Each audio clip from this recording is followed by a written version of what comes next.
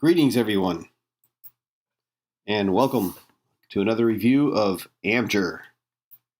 Tonight we're going over public officers and employees.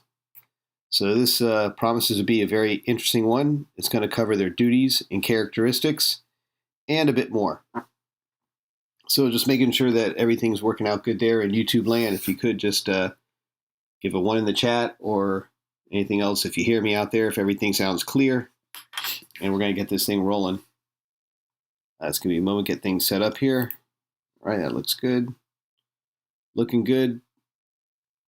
And, of course, we'll have Black's Law Dictionary, 9th edition handy to help us with any words that we might be unfamiliar with, either in their actual definition or in the context we're using them, because we want to leave no word behind. And let's get right to it. So,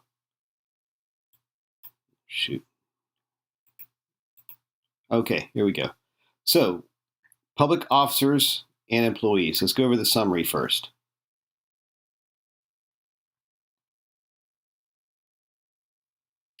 This article discusses public officers and employees, including discussions of the general nature and definitions of public office, employment, officers, and employees, on the basis of and rights to public office or employment, the manner of creating, modifying, and abolishing public offices, eligibility and qualifications for public office or employment, the manner of acquiring or filling public offices and positions, vacancies in office, and prerequisites to entering public office or employment. Other matters discussed include the terms and tenure of office or employment, termination, suspension, or other adverse employment actions affecting public officers and employees, compensation, liability, actions, remedies, and matters of practice and procedure regarding proceedings involving public officers and employees. All right. Disciple of the Messiah, I'm glad you made it. And yes, I hope everyone's finding the usefulness of this. Good to see everyone here. And yes, let's continue. Geez. There we go. All right. So, let's see. We have numerous federal statutes that affect public officers and employees, including provisions pertaining to actions against congressional officers for official acts, civil penalties for criminal offenses by public officers and employees. See this? Civil penalties for criminal offenses by public officers and employees. Commissions and oaths. Nepotism, we know what that is, right? That's friends and family getting favorable promotions. Circumstances under which the holding of federal positions is prohibited. Suspension and removal of federal agency employees for national security reasons. Financial disclosure requirements, the Office of Government Ethics, and restrictions on former officers, employees, and elected officials of the executive and legislative branches of government. So we can see here there's numerous federal statutes that affect public officers and employees. So these, of course, are going to be something to be considered regardless of what local rules, regulations, statutes, etc., because in most cases these federal statutes would supplant them. All right, so let's continue here. These are the other issues that are treated in other areas of American jurisprudence. We won't be going over any of these, and you can see there's quite a few. These are also good topics for later. There's some pretty good American jurisprudence volumes here. I'm looking for some offhands that we'll be getting into later. So many. It never ends, does it? All right, let's get right to it.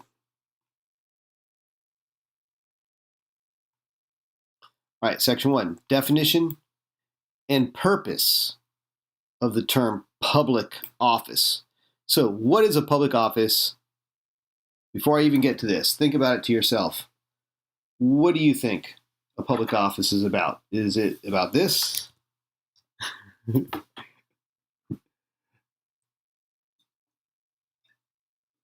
Think to yourself, how would you define a public office before we go? And now we're going to go. And now, when we finish this, we're going to have a very clear definition of what a public office is. All right. A public office is a position in a governmental system created or at least recognized by applicable law to which certain permanent duties are assigned, either by the law itself or by regulations adopted under the law by an agency created under such law and acting in pursuance of it.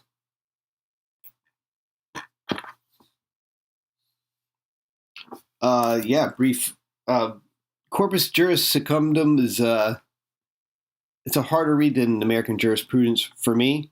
And although I do find there's some different cases in there, you have to read both of them. I just find that American Jurisprudence, the style of the writing here, the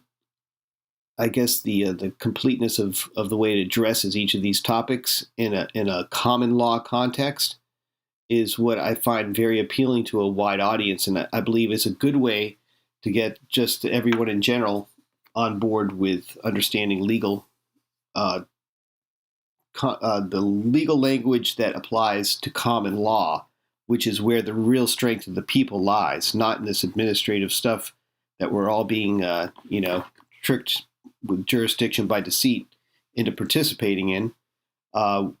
Things like the adhesion contracts and other kinds of ways of being roped into a system that's not designed for us.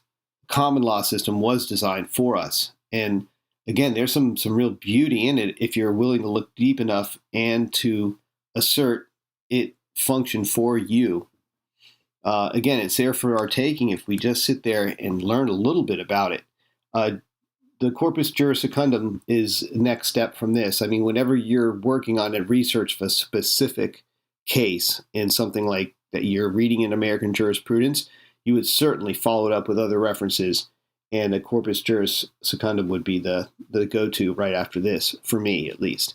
But that being said, I have absolutely no legal lawful knowledge or expertise whatsoever or education. I'm just actually doing this as educational entertainment purposes. No way should it be construed as legal lawful advice in any way, nor should anyone attempt to do any of the things I propose here. Don't try this at home. All right, let's proceed.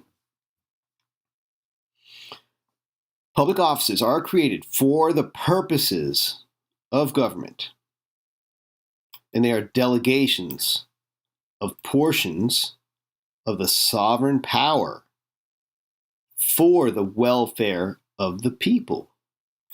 They are delegations of portions of the sovereign power for the welfare of the public.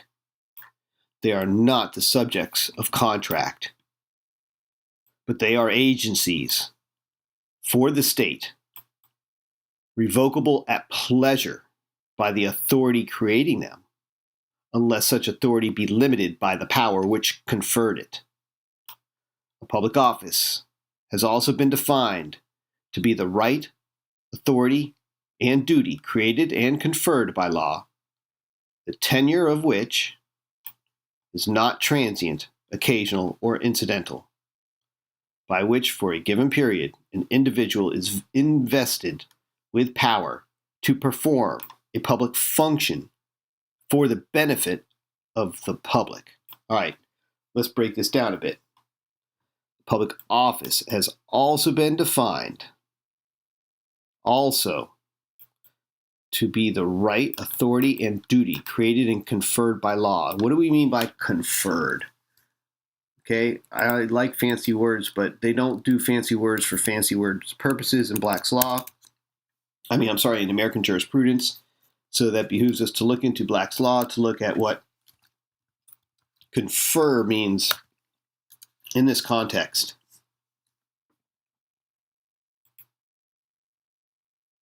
Give me a second here as it's a tricky thing to search here on screen because it's a scanned document.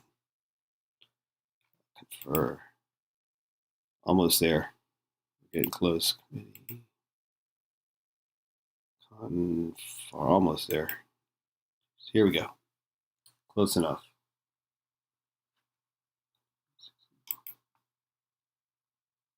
Yeah, we'll go to this one, 366. All right.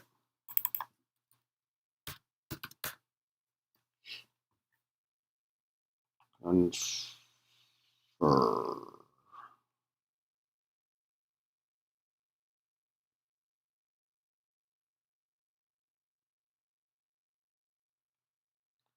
Something's wrong here. Confer.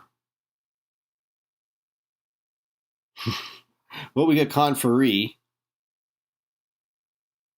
manager, conference, confer. What am I doing wrong here? 2 R's.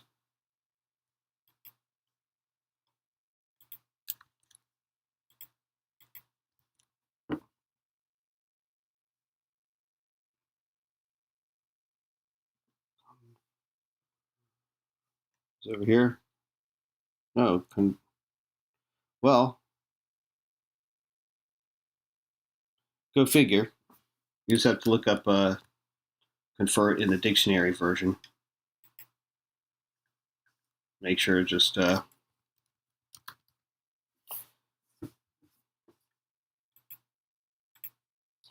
yeah, to grant, bestow, title, decree, benefit, or right. To grant or bestow a title, a benefit, or a right. To confer. So let's get back here. Sorry about the digression there.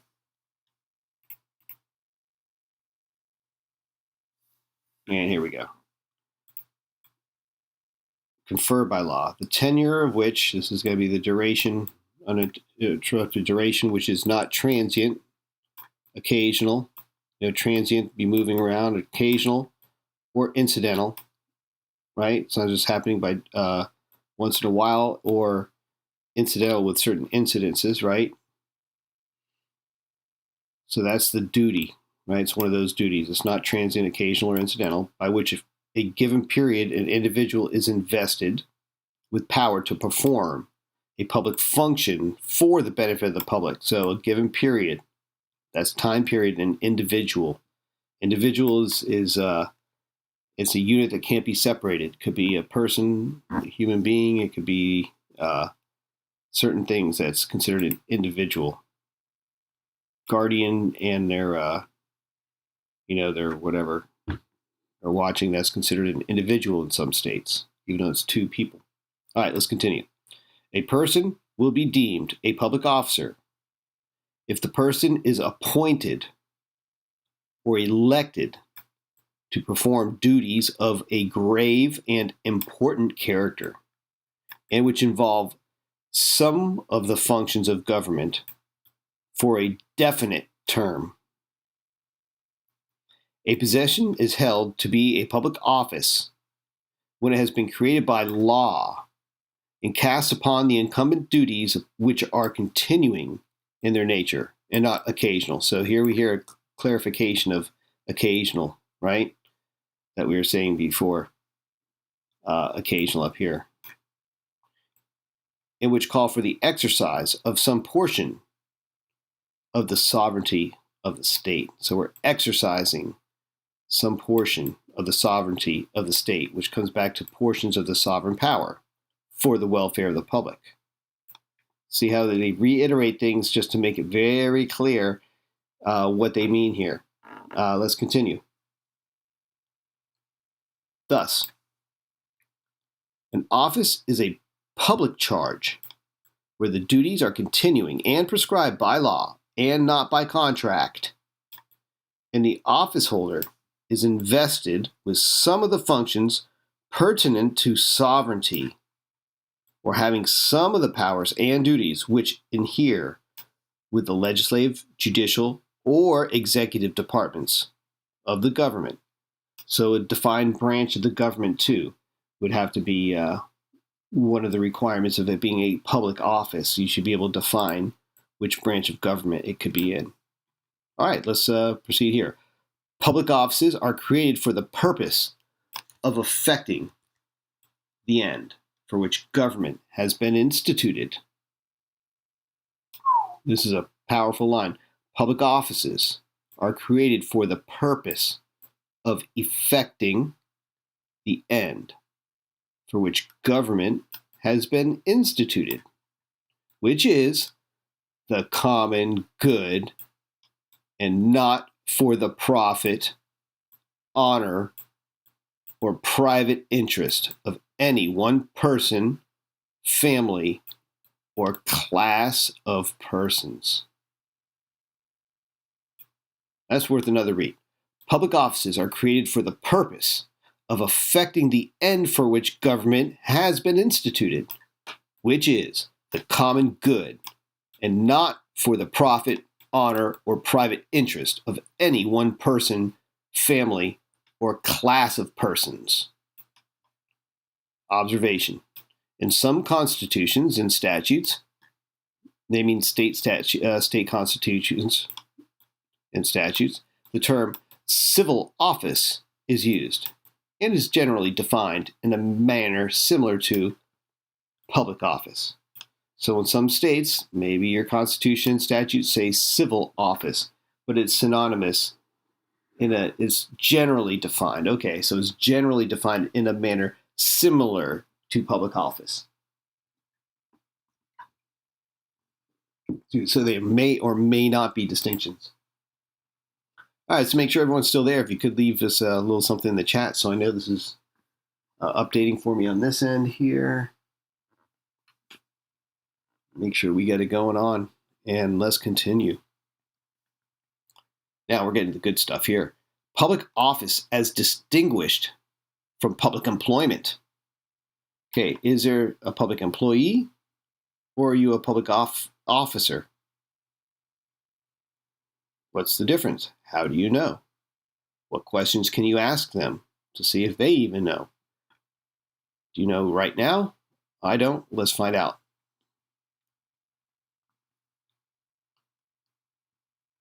Let's see here. Is the chat working, by the way? Anyone still there? Let me have a one or anything like that if you guys know I'm coming through here. Okay, so there's a distinction between a public office. All right, thanks. Just making sure we're coming through the interwebs here.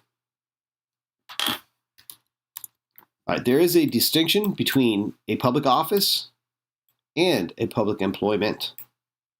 And although every public office may be an employment, one can be a public employee or public servant without necessarily holding a public office. Whether a person holds a public office rather than mere employment does not depend upon what the particular office in question may be called, but upon the power granted and willed, the duties and functions performed, and other circumstances which manifest the true character of the position and make and market a public office, irrespective of its formal designation. Again, this is something we focus on in American jurisprudence, is that we're looking at the intent, not designations. You can't declare something to be something unless it actually functions as what you're claiming it to be. It manifests the true character, right?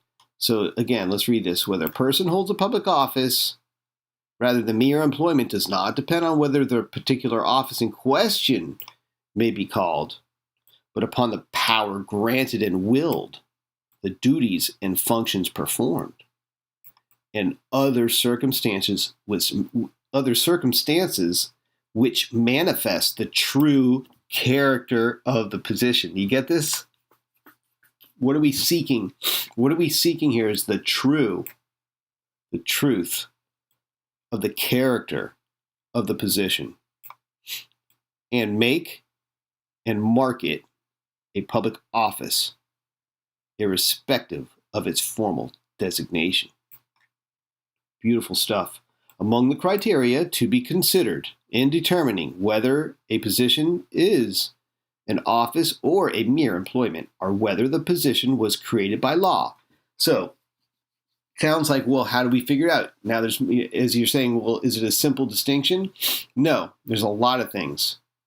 We just went over a whole bunch. It could be a lot of things. It's not dependent on whether the office is considered a public office or just an employment. It's the actual duties, right, and functions performed and the powers that are granted to the person performing those duties. And that's those and other circumstances which manifest the true character of the position, right?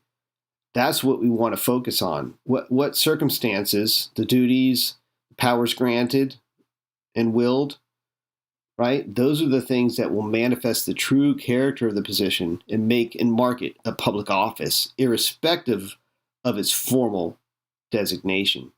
Among the criteria to be considered in determining whether a position is an office or a mere employment are whether the position was created by law. The position, right? Not the office or whatever department, the position. Whether the position was designated an office, whether the qualifications of the appointee have been prescribed. Qualifications have been prescribed, but there's no job description, job duties. If there's no duties prescribed, no functions performed that are prescribed, then what are the qualifications? Can it be designated an office? Let's see, whether the duties, tenure, salary, bond, and oath have been prescribed or required, and whether the one occupying the position has been constituted a representative of the sovereign. Constituted a representative of the sovereign, of the people. Let's look at number 5 real quick while we're looking at this. So that's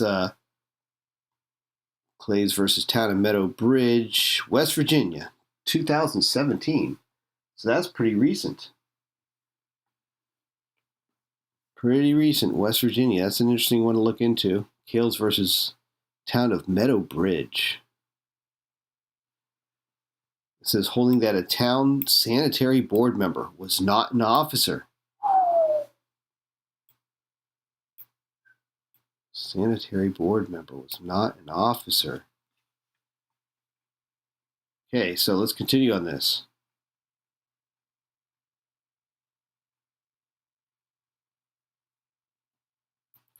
As an office, as opposed to an employment, is a position for which the duties are continuing and are created by law instead of contract. There's another distinction. Office, as opposed to employment, duties are continuing and created by law. They can't change or be incidental instead of contract. The duties include the performance of some portion of the sovereign power. So if you don't have a portion of sovereign power, it can't be public officer for the public's benefit, of course. Of course. A separate footnote for that. Let's see what's going on here. 2006, doing nothing special. We can read about any of these. We're 2017. So there's stuff still active in this realm of what's a public employee and what's a public officer. So this is it's still a pertinent topic. Whether a person is a public officer may differ in accordance with the statutory or constitutional provisions under which a given position is being examined. To qualify as an officer of the United States within the meaning of the Appointments Clause, i.e. simply not an employee, a person must exercise significant authority pursuant to the laws of the United States. Moreover, the main criteria for drawing the line between federal inferior officers and federal employees not covered by the Appointments Clause are 1. The significance of the matters resolved by the officials. 2. The discretion they exercise in reaching their decisions. And 3. The finality of those decisions. Cumulative supplement. So we got a nice little supplement here. Okay.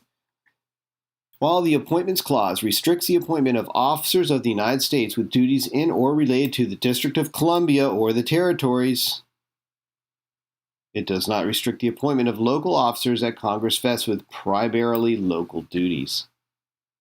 2020, holy shit. While the Appointments Clause restricts the appointment of, are you guys reading this? Officers of the United States with duties interrelated to the District of Columbia or its territories. Let that sink in. Let's continue. Nature of public office as a public trust or agency. Hey, Robert Wolf II made it in. Good evening. So, let's see. Disciple of the Messiah 1, you were mentioning about the section on the trust. We were doing trust already, I believe. Excuse me. And I think I should be doing a part 3 on that because the trust one is just so full of great insight and knowledge that I believe everybody needs to be taking advantage of. And that coupled with some of the other things we're learning, I think would benefit everyone out there. So, yeah, thanks for mentioning that too. And again, the one in American Jurisprudence I find to be a much easier read, but it's quite long. So it's been taking us, we've done 2, I think, episodes on it already. So it's ready for a 3rd, I believe. All right, let's continue here. A public office is created in the interest for the benefit of the people and belongs to them. A public office is created in the interest and for the benefit of the people and belongs to them. Thus, a public office is a public agency or trust, which extends to all matters within the range of the duties pertaining to the office. Observation: a public officer, within the meaning of a statute providing that any public officer convicted of any felony or malfeasance in office will forfeit the office and be disqualified from holding public office, is either 1, someone in a position of public trust conferred by some authority, or 2, a person authorized by law to discharge the duties of a person in a position of a public trust. Felony or malfeasance in office will forfeit the office. Within the meaning of a statute providing that any officer right is either someone in the position of a public trust, right, the public officer, and by some authority, or a person authorized by law to discharge the duties of a person in a position of public trust. So the bar is a lot lower here. Any amount of public trust would put a public officer liable to any statute that they could be convicted of a felony or malfeasance and then forfeit their office.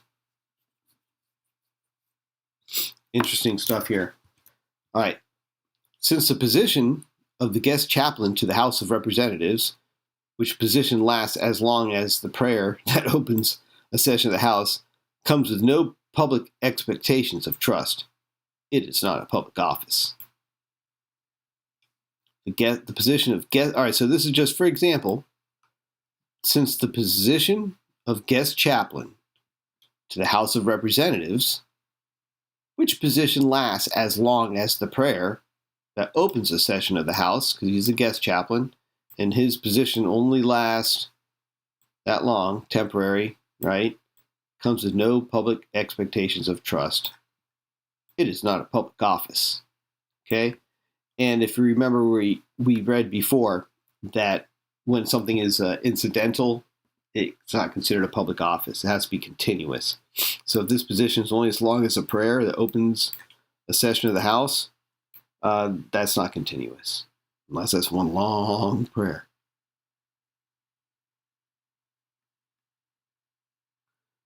The plaintiff's religious test clause claim would be dismissed.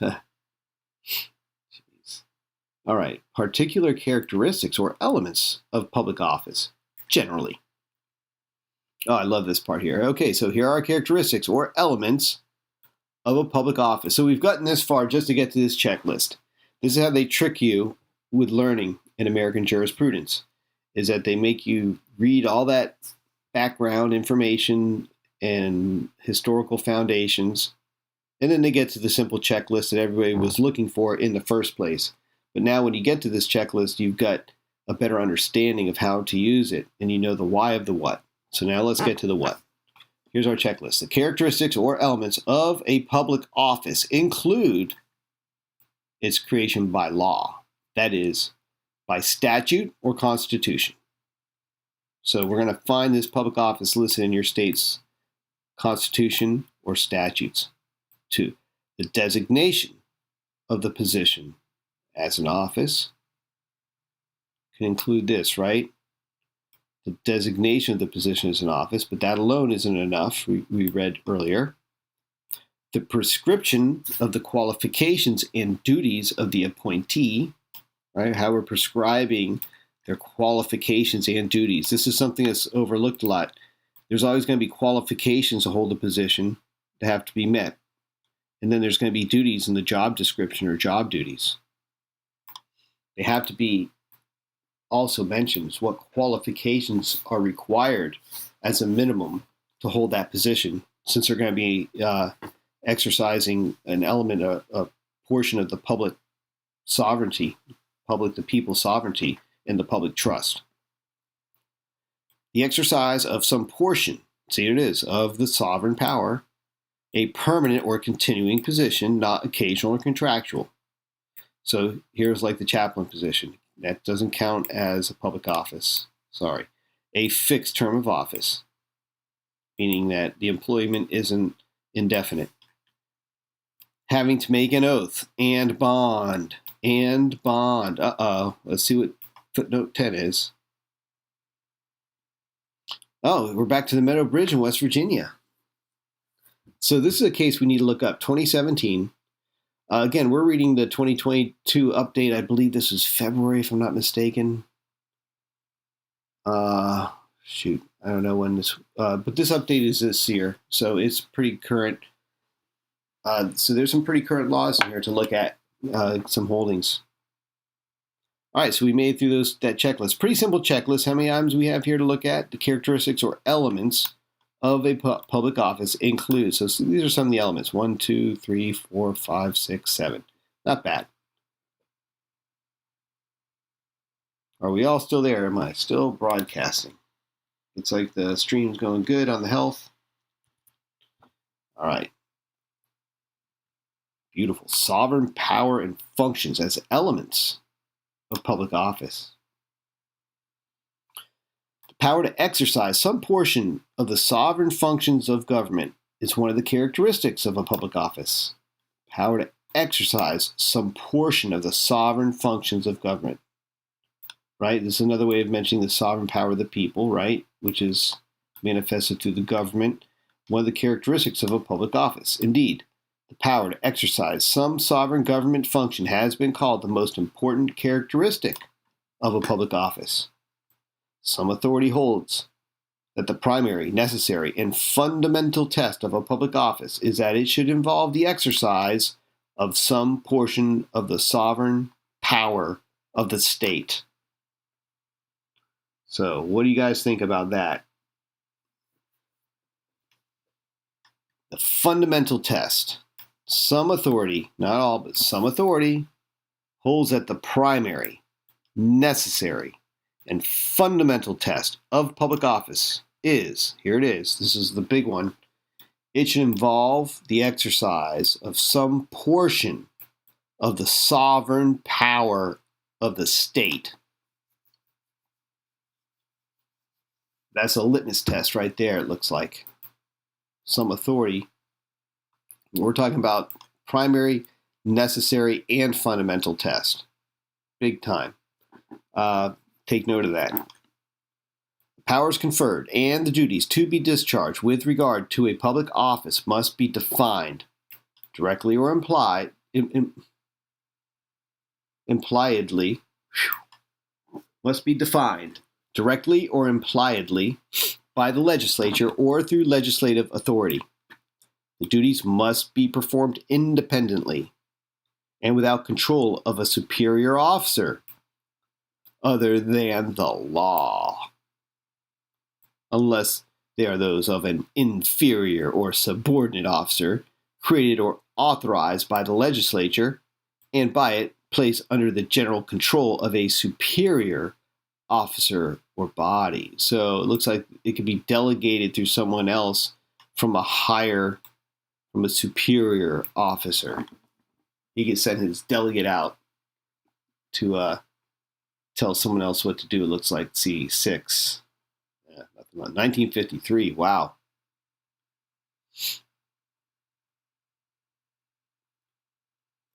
Term, tenure, and duration as elements of a public office. Public office embraces the idea of tenure and duration, and a fixed term of office is one of the characteristics of a public office. Duration of office, however, need not be fixed. Hang on a second. Let me look something up here for you guys real quick. So a tenure is a period, right? And it's also been looked at as a permanent post, but what I've always seen it as, I'm just looking up right now and see if there's any other versions of it. No, that's all I get as far as that terms. Okay, yeah, so that's just a period and duration. Hey.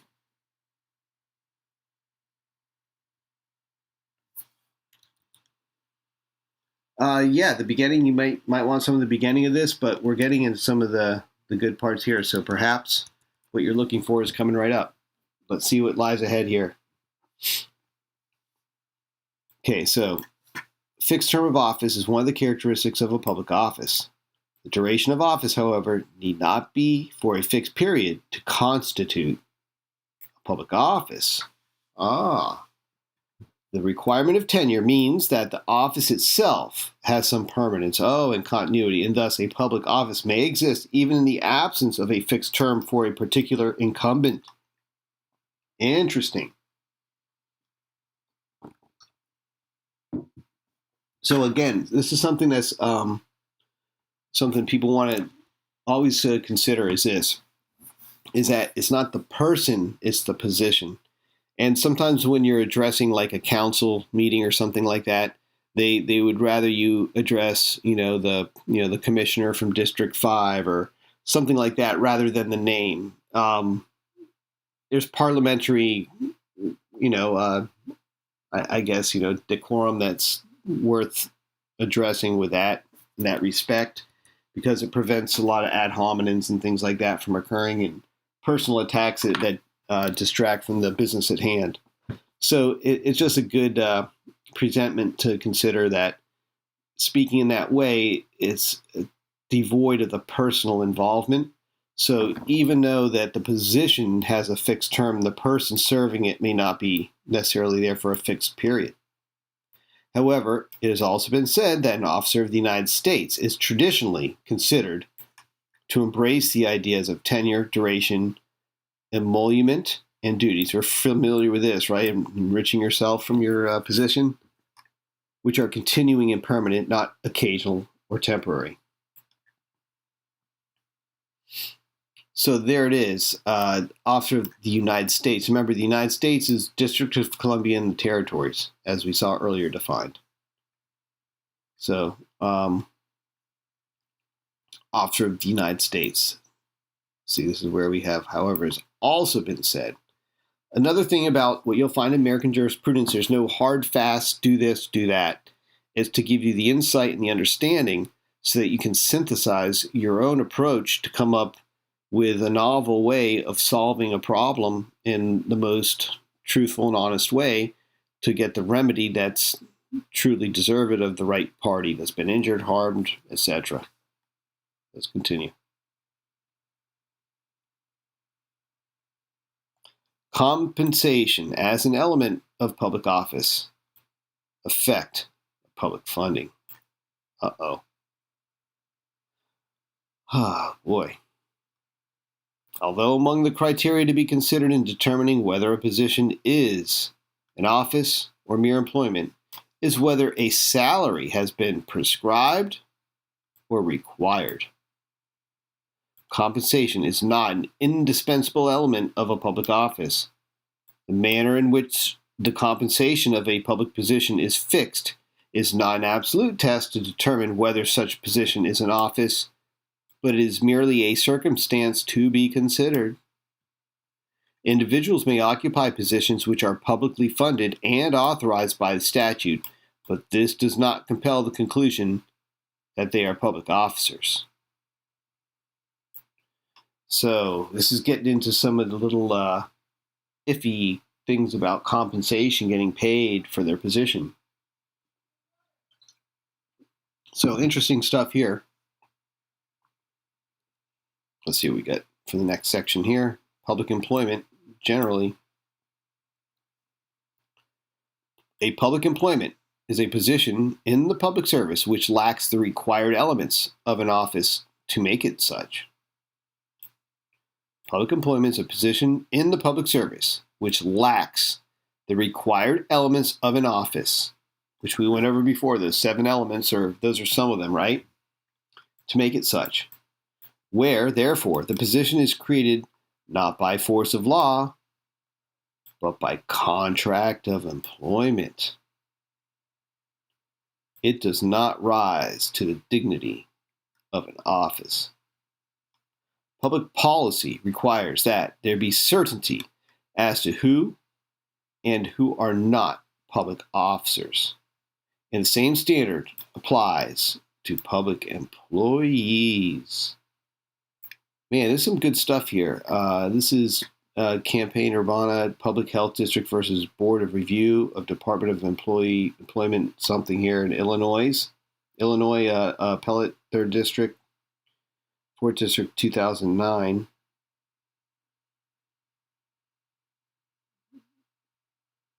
Once an officer or employee resigns, the resignation cannot be withdrawn. Interesting there. So, contract of employment is key. If they have a contract, then it does not rise to the dignity of an office. What's FARA? Not sure what FARA is. If you want to type it in, we'll look it up and see.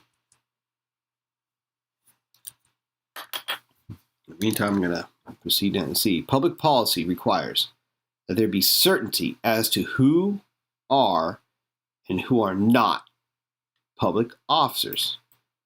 The same standard applies to public employees. Foreign Agency Foreign Agency Registration Act. We might get to that later on in this because there are things about foreign elements too. Let's continue on here. This is a really important section here because here again we have a clear test. Contract of employment, right? It does not rise to the dignity of an office. And there has to be certainty in public policy as who are and who are not public officers. And the same standard, who and who are not public employees. There must be a certainty in public policy somewhere. Foreign agency, right. And how it applies is who's public, if they're a public office or public employees. Are the people that work at FARA, are they working under contract or are they appointed with the powers of law that wouldn't be afforded otherwise? And, then the people working under there, are they working under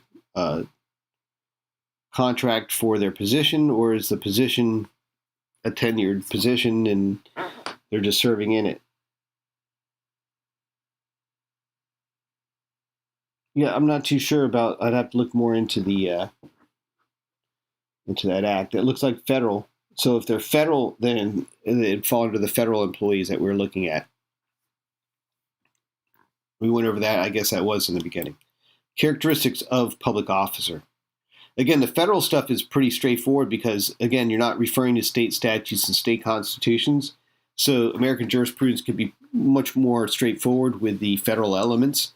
So they're usually put out off, they're taken care of and dealt with first, and then it moves on to the more complicated state level and municipal level applications of the law. Say, one who holds a public office is a public officer.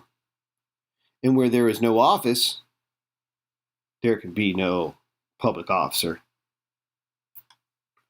The question as to whether a person holding a public position is a public officer or merely a public employee is primarily one of statutory powers and duties.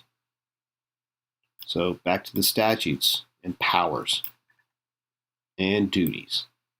Key considerations are the nature of the office, the powers wielded, and the responsibilities which are carried out. Characteristics of a public officer include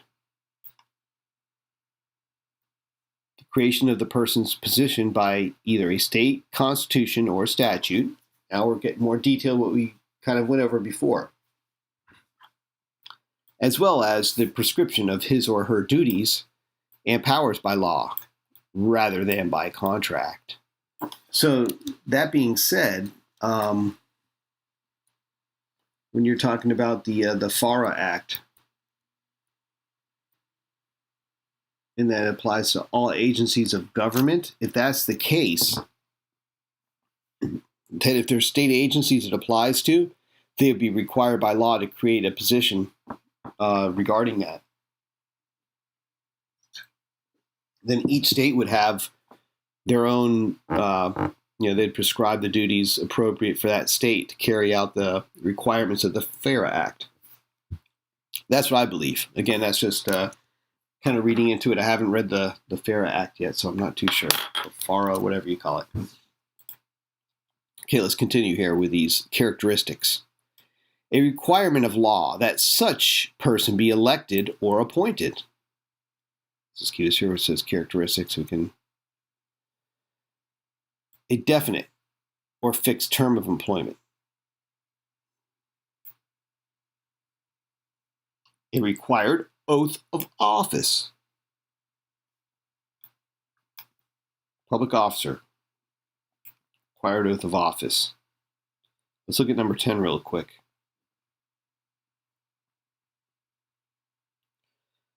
Cohen versus New York State and Locals Employees Retirement System, 2014.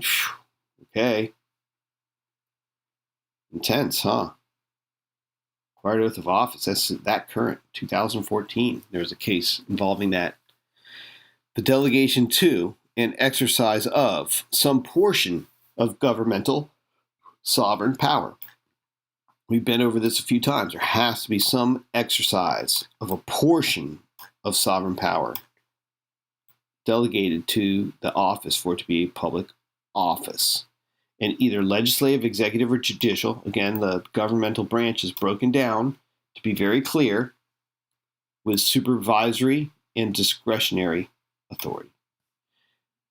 Importance, dignity, and independence of office are also relevant factors in the determination of public officer status. A public officer exercises a high degree of initiative and independent judgment. An individual is a public officer if any sovereign function of the government is conferred upon that individual, the right granted upon that individual to be exercised largely independent of the control of others. Similarly, if the office occupied involves a large degree of independence in which the individual is not under the direct supervision and control of an employer, then the individual is a public officer. Do you have a supervisor? No. Then are you a public officer? No. Then what are you? Subordination to a superior, however, does not necessarily render a subordinate a non-official. See footnote 20 there. It looks interesting. And that is Holmgren versus North Dakota Workers' Compensation Bureau, 1990. So interesting stuff here.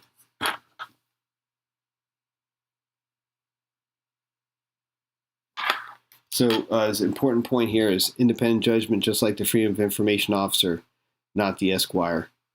Yeah, so in a lot of these things, that's what's essential is that they can't have an attorney serving the function of the government when they're under contract, and they're not a public officer, and they can't. Subordination to a superior, however, does not necessarily render a subordinate a non-official. So in a way, if they're working as an employer without contract, let's say the Esquire is employed by a public officer, right? Then they actually would be considered official now. That they could be a public officer because, remember, their subordination to a superior, however, does not necessarily render a subordinate a non-official. So be careful with the double negatives, but in the logical statement, that means that subordination to a superior. So if you're serving a superior, it does not necessarily render that subordinate. If you're serving the superior, it doesn't make you a non-official just because you're a subordinate to a superior. If that superior is a public officer and you're serving the functions under their control, that by proxy could render you a non-official, the subordinate. That being said, we saw this also articulated previously, saying that, let's see how it was stated before, that a subordinate, it was worded a different way in here, but we could go over it another time because I didn't make notes on that, so I don't want to waste time looking back. But we could always look back on the video because I did go over it and I did highlight it too. But the fact that the subordination to a superior actually, okay, I remember now. It was if there is someone that's subordinate to a superior of a department that's superior to your department, that subordinate can boss around you as a public official because their boss is above, superior to your office. So that's, it's an interesting way to look at things. So subordination to a superior, actually, you could say here, I guess the inverse of this is that you become official, right? While public officials have sometimes been considered employees for specific purposes, a public officer is generally distinguished from a public employee by his or her power of supervision and control, and by his or her liability to be called to account as a public offender in case of malfeasance in office. Woohoo. So now we have a little bit of a skin in the game here. While public officials have sometimes been considered employees for specific purposes, 21. See what kind of purposes here. Back to this Workers' Compensation Bureau. A public officer is generally distinguished from a public employee by his or her power of supervision and control, and by his or her liability to be called to account as a public offender in case of malfeasance in office. I like this, a public offender. I've heard of public defender. Has anyone heard of a public offender? Save that one, jot that one down with your Esquire pen. So let's look at one of our observations here. Some statutes include officers among the definition of employee. Oh, Lord. 23. Okay, civil services. We got to look in the other AmJur. Section 5. We could look at that another date. All right, cumulative supplement cases.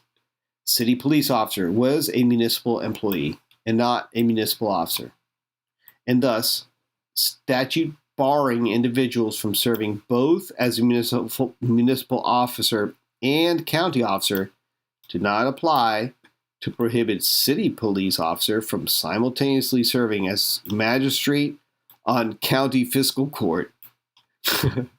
City police officer was not elected to his police officer position, and city did not create the job of city police officer through ordinance that specified title of office, powers and duties of office, oath of office, and bond, as required by statute to create a city office. And that's Kentucky. 2021. So that's a current case. Jeez. So these are the common law things that are getting kind of perverted now. I don't know if this is, I have to read into this more, see if this is a good holding or not.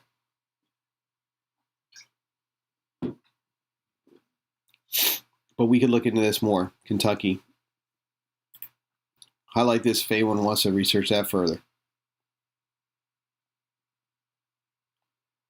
And let's continue here. A public officer is invested by law to perform a function of government, while an employee is not. Invested by law. An employee is not. Officer is invested by law, perform a function of government, and an employee is not.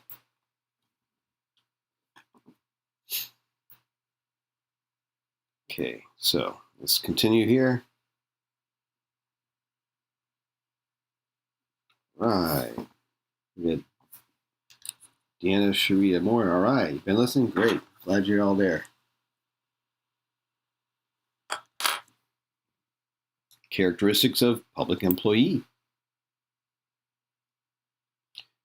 And there's always this great stuff in here within the meaning of State Whistleblower Protection Acts. We got some great supplements that I should bring in some of these too. We got some other good, I have some good ones too on that, and they're short. In contrast to public officers who exercise some portion of sovereign power and are vested with discretionary authority, an employee does not have such power or authority. Indeed, a public employee, in contrast to a public officer, is a person in public service whose duties are generally routine, subordinate, advisory, and as directed. I got to read that again, and it's funny. Indeed, a public employee, in contrast to a public officer, is a person in public service whose duties are generally routine, subordinate, advisory, and as directed. Moreover, public employees are generally responsible for performing ministerial duties. Observation: while discretionary duties involve personal deliberation, decision and judgment, ministerial duties are those which are absolute, certain, and imperative, involving merely the execution of a specific duty arising from fixed and designated facts. So the discretionary duties involve personal deliberation, decision, and judgment.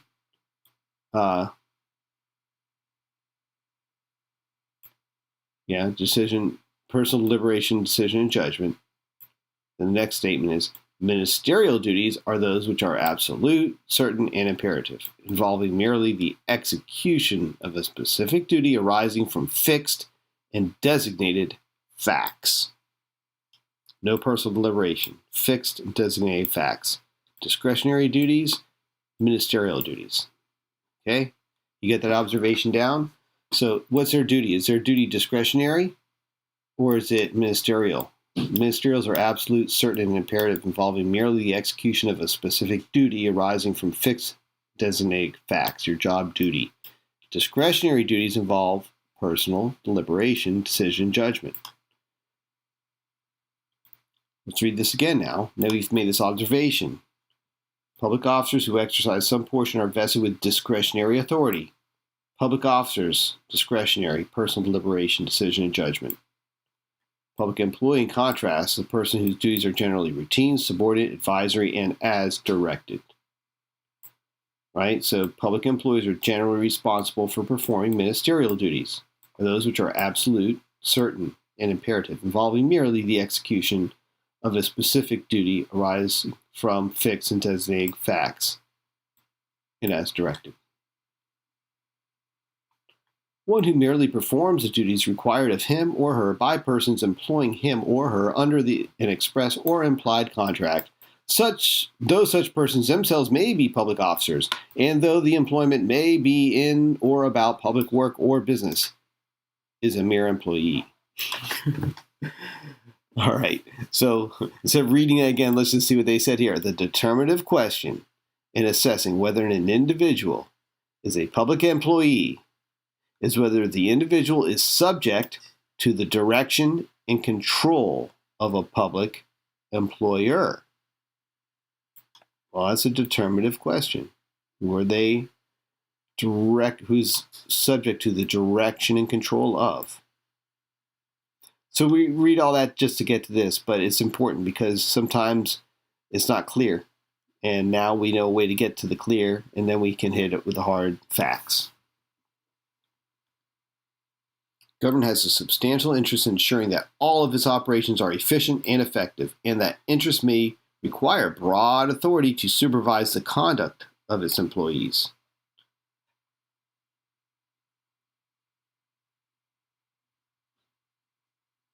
Okay. This is good stuff here, and we're on to basis of public office or employment.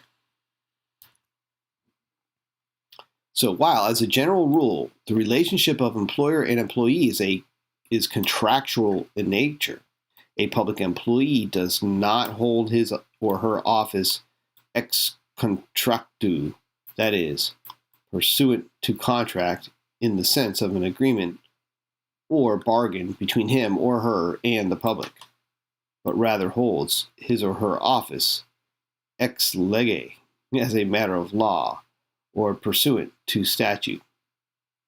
Thus, public employment is generally held and governed by statute, not contract. So public employment is held and governed by statute, not contract, but similarly, employees of charter governments work subject to the amendment, revision, or repeal of charter provisions affecting their employment.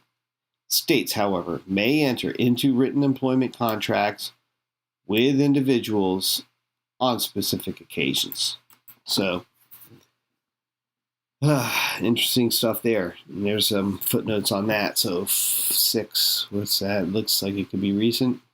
95, Weber versus State Department Corrections, Washington. Yikes.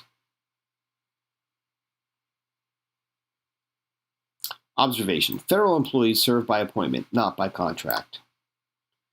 Someone was asked about the federal employees, so there you go. And the terms of the appointment displace previous understings, understandings that in other contexts might have created a contractual right. I'm sorry. Let's read this again. Federal employees serve by appointment, not by contract. Ooh, interesting. And the terms of the appointment displace previous understandings, understandings that in other contexts might have created a contractual right.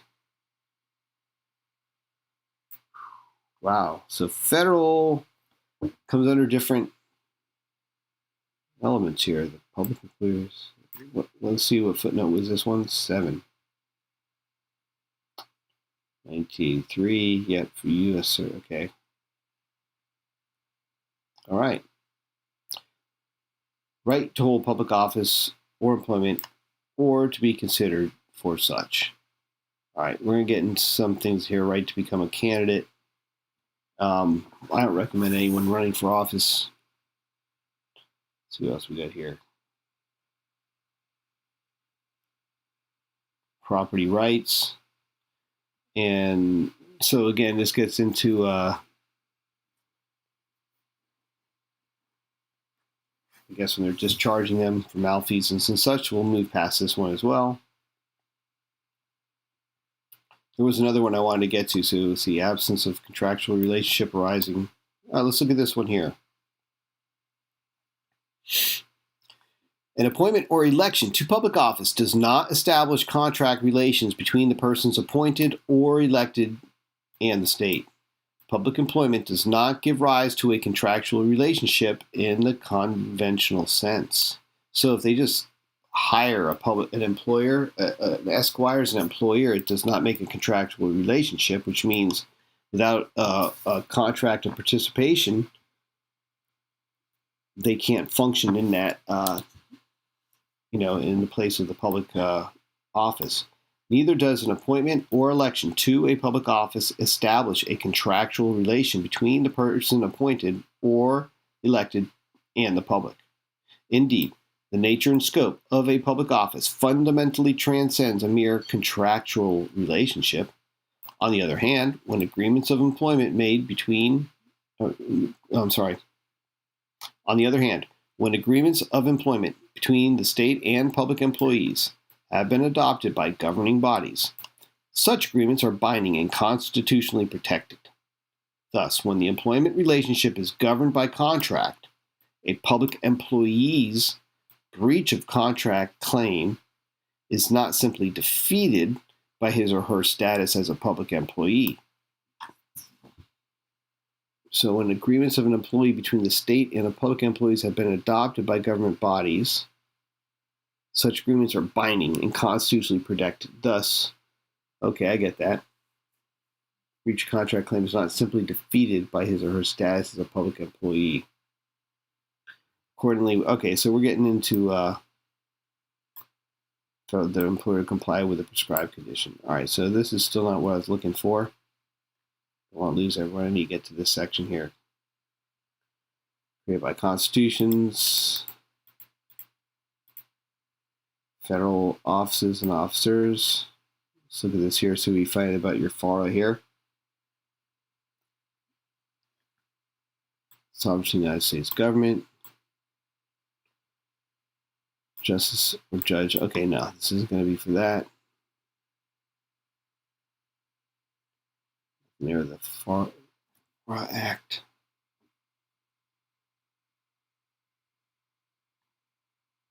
State or local officers. All right, let's check this out here. State officers are, in a general sense, those whose duties are coextensive with the state and are not limited to any political subdivision of the state. In contrast, an officer of a municipality, county, or other local subdivision is one whose duties and functions relate exclusively to the local affairs of the municipality, county, or other local subdivision, rather than the state at large. Officers may be state officers even though some of the functions relate to local matters. The source of funding of employees is not conclusive in determining one's status as a state or county employee. Interesting there. And the cumulative supplement is absolute immunity exists to police officer functions falling within the scope of the judicial process. Immunity. An example, testifying as an ordinary witness. This is true whether the claims arise under common law or under the state constitution. Wow. Absolute immunity.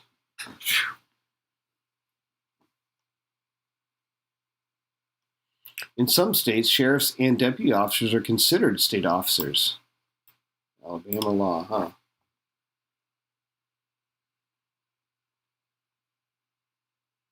Executive officers has the power and duty to cause laws to be executed. Judicial officers,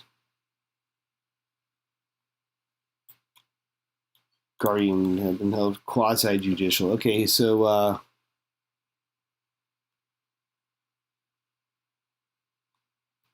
we get into that a little bit more here. I'm trying to get to the good stuff that, and it's a long document. Ministerial officers, one who performs ministerial acts. Those being acts performed in obedience to authority without the exercise of judgment. Ministerial means you're just doing what you're told, as directed, right? Thus, a ministerial officer is characterized in that he or she generally has no power to judge the matter to be done and usually must obey some superior. Okay, we kind of get that. The word ministerial is frequently used as synonymous with administrative, and therefore an administrative officer may be classified as ministerial officer and vice versa. Ooh, that's good. Good to know. State versus Herman, that was 1961 in Ohio, so well-established law. A lucrative office as public office. Offices of profit or emolument. constitutional and statutory provisions directed at prohibiting the holding of more than one office at the same time may contain provisions applying to lucrative offices and offices of profit or emolument. A lucrative office, or one of profit, has been defined as an office to which there is an attached compensation for services rendered.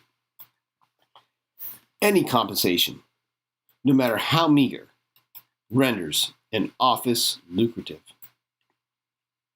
Reimbursement for expenses alone, however, does not render an office lucrative, nor does the fact that expenses exceed compensation render an office lucrative. The receipt of an automobile expense allows insurance companies.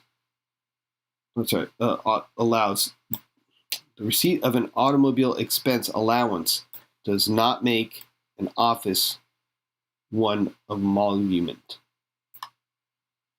That's footnote 9. State versus Q, Texas, 1972. Well established. Let's see here.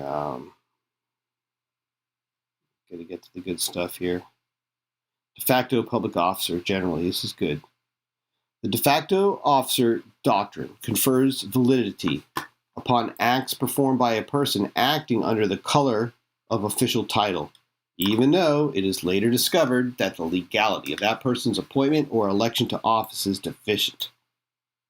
The de facto officer doctrine was engrafted upon the law as a matter of policy and necessity to protect the interests of the public and individuals involved in the official acts of a person exercising the duty of an officer without actually being one in the strict point of the law. Indeed, the purpose of the creation of a de facto officer is to prevent invalidation of all official acts which occur while the officer is holding an office. As also stated, the doctrine's purpose is to protect the public's reliance on an officer's authority and to ensure the orderly administration of government by preventing technical challenges to an officer's authority. To satisfy the de facto officer doctrine, the officer must be in the unobstructed possession of an office and discharging its duties in full view of the public, in such manner and such circumstances as not to present the appearance of being an intruder or usurper. A de facto officer is usually one who enters upon and performs the duty of his or her office with the acquiescence of the people and the public authorities, and has a reputation of being the officer he or she assumes to be and is dealt with as such. This is an important factor right here, guys. A de facto officer is thus one who enters upon and performs the duties of his or her office with the acquiescence of the people, the silent approval of the people, and the public authorities, and has the reputation of being the officer he or she assumes to be, and is dealt with as such. So that's an important statement right there, too. The reputation of being the officer he or she assumes to be. A de facto official is one who, by some color of right, is in possession of an office and for some time being performs his or her duties without the public's acquiescence, though having no right in fact. Or otherwise stated, a person is a de facto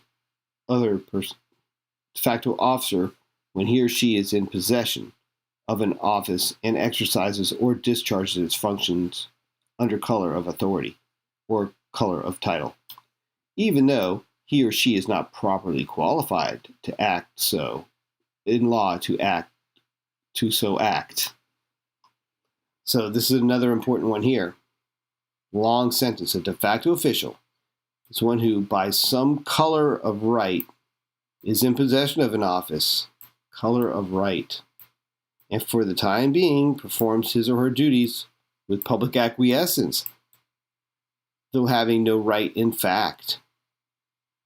Or as otherwise stated, a person is a de facto officer when he or she is in possession of an office and exercises or discharges its functions under color of authority or color of title, even though he or she is not properly qualified in law to so act.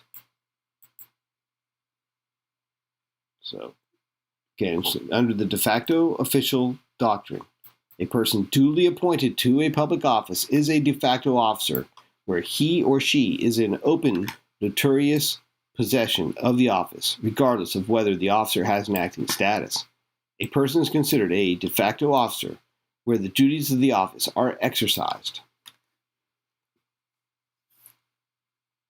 Yeah, it's because the people doing the acquiescence is the issue. Angry slaves. Okay, so a person is considered a de facto officer where the duties of the officer's office are exercised without a known appointment or election, but under such circumstances of reputation or acquiescence as were calculated to induce people, without inquiry, to submit to or invoke his or her action, supposing him or her to be the officer he or she assumed to be.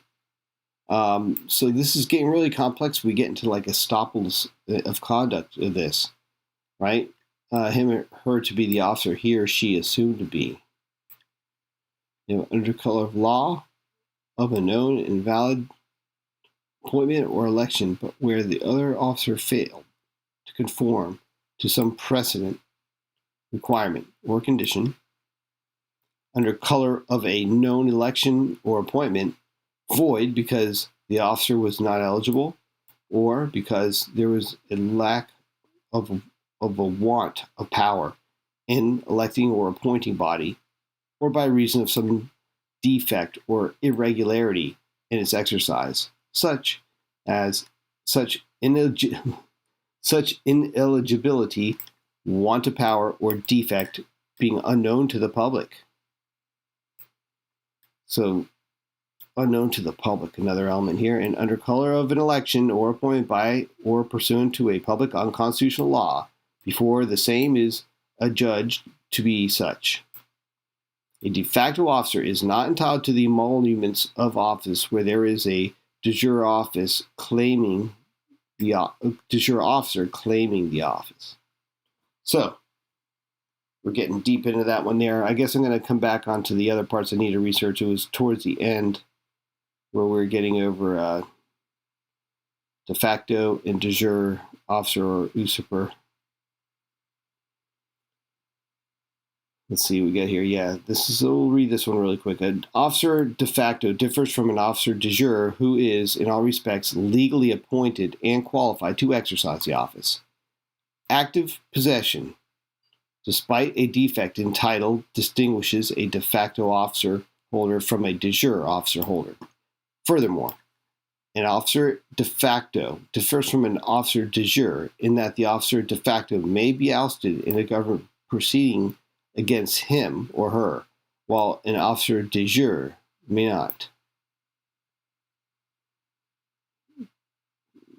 Direction proceeding against. Oh, okay. An officer de facto differs from a mere usurper of an office who undertakes to act as an officer without color or right. Color of title distinguishes a de facto officer from a usurper.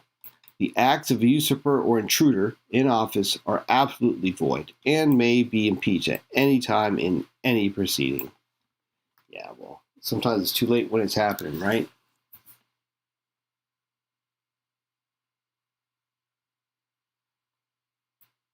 Right. Okay. So 2003, 2011, some pretty good cases there. All right, so now we're getting into these the de facto officer doctrine and other things. So we're going to leave off here because this is a good number to leave off on section 25. We'll write this down here. Section 25. And this is public employees.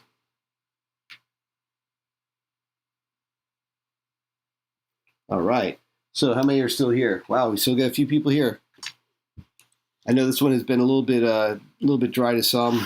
I know there's some other ones here. We get into the foreign stuff too that someone's interested in. See if I can find it really quick. It was towards the end. Let me zoom out to the end here and just cut to the chase.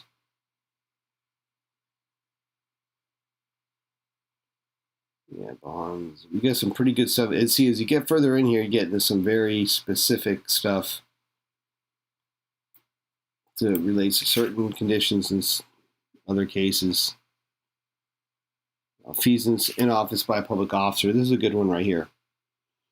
Malfeasance. For purposes of criminal liability for malfeasance in office or malfeasance by a public officer consists of doing an act that is wholly wrongful and unlawful, where that act may affect or is connected with official duties, accompanied by some evil intent or motive, or where it is done with such gross negligence as to be equivalent to fraud. It involves an act that the officer does not have authority to do. Malfeasance in office may also be defined as when a public officer intentionally refuses or fails to perform a lawfully required duty or intentionally performs a lawfully required duty in an unlawful way. Malfeasance in office may not be charged unless there has been a breach of a positive statutory duty or the performance of a discretionary act with an improper or corrupt motive. The prosecution must prove the existence of a law or statute imposing an affirmative duty on the defendant as a public officer, and that the defendant, wow, that's pretty good there, and the defendant intentionally refused or failed to perform that duty or intentionally performed that duty in an unlawful manner. This duty must be one expressly imposed by the law on the paper.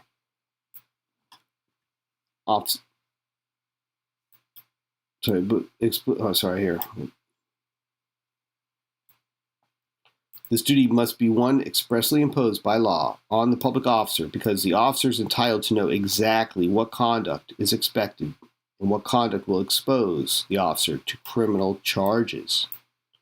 Such a statute does not criminalize all ethical violations or general derelictions of duty, as its object is to punish a breach of duty committed with the required culpable state of mind, with intent.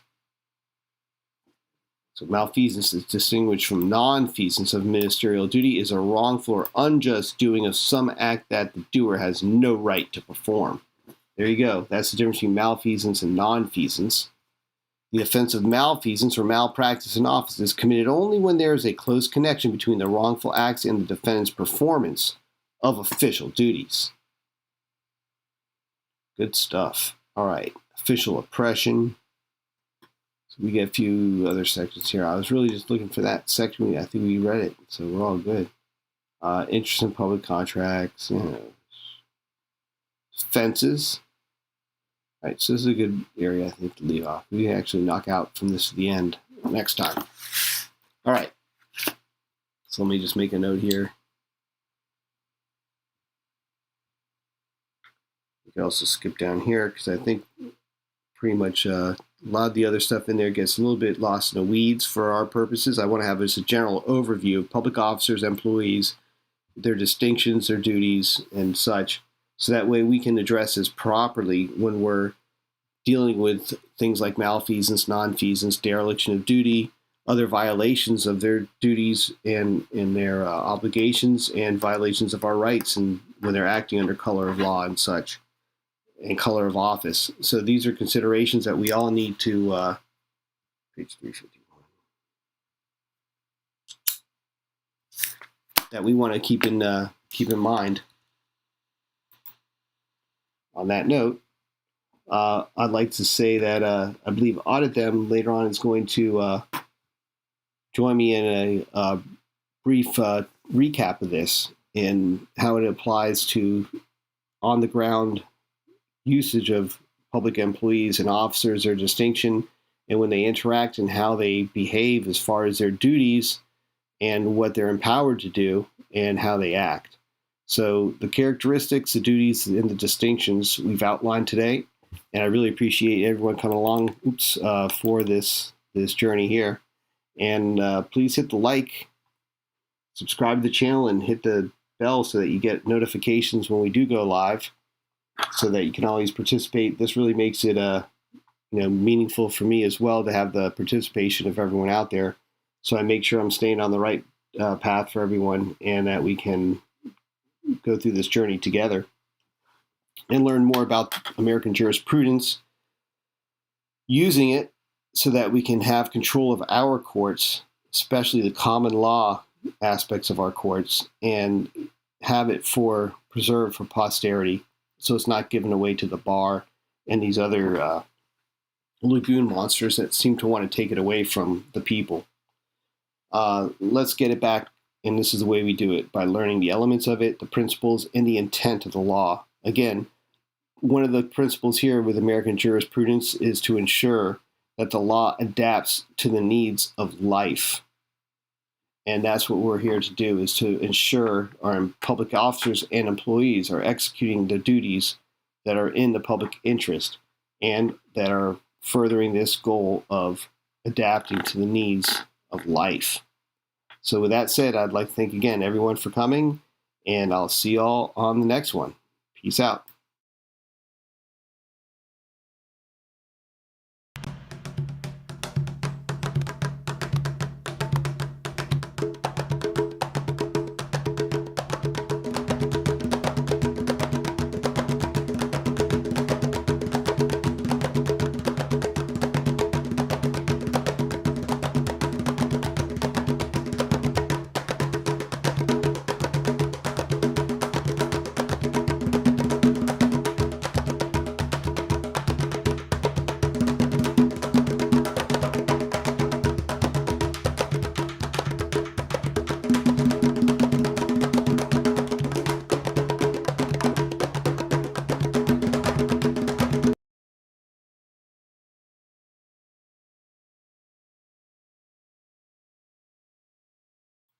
Say we should define subordinate. I'm not sure if it's in blacks. Let's see if it's in blacks really quick here. I missed that comment.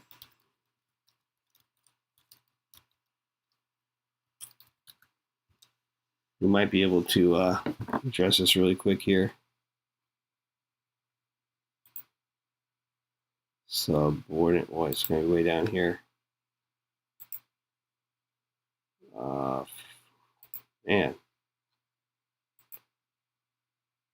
Subordinate.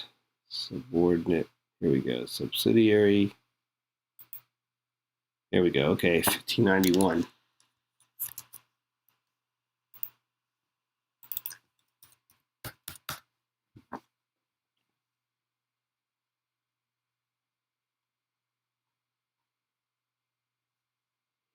All right, subordinate. Place in or belong, from 15th century. Place in or belonging to a lower rank, class, or position. A subordinate lien. 2. Subject to another's authority or control. A subordinate esquire. We have subordinate 17th century. To place in a lower rank, class, or position. To assign a lower priority to. Subordinate the debt. So that's a verb. This is an adjective. And then, so subordinate to, that would be a verb, to place in a lower rank, right? To assign a lower priority. And, okay, so we also have a subordinate officer, subordinate political power. Okay, so we got that taken care of. Thanks, Audit Them. And I hope everyone's still here for that last definition at the end. All right, let's continue with the music.